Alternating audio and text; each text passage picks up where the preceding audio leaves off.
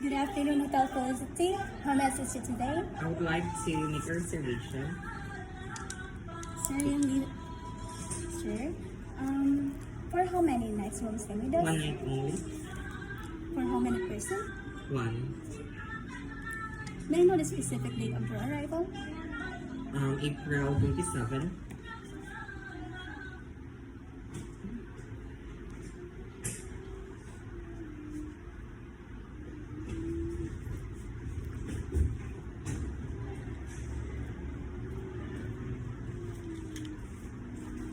How about the room type, sir? What type of room do you want to avail? Standard room. Please hold in the moment. I will check if there is available room for you. Thank you for patiently waiting. As per checking, we have an available standard room for you. So, would you like to proceed with your reservation? Yes. May I know your name? Let's start with your last name, first name, Kasha. and Christian.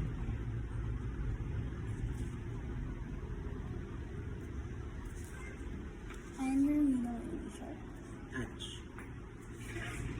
Sir, may I know your home address? Mandao City.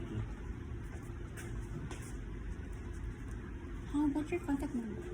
09 66 99 11 513.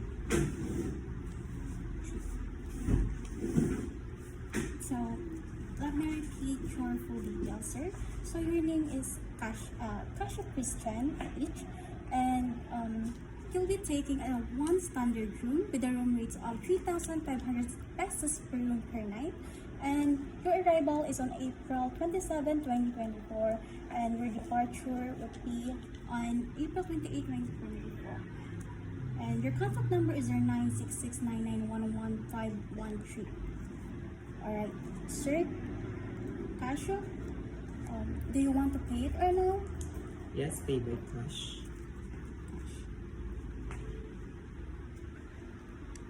So, your total bill is 3,500 pesos. I received an exact amount of 4,000 pesos.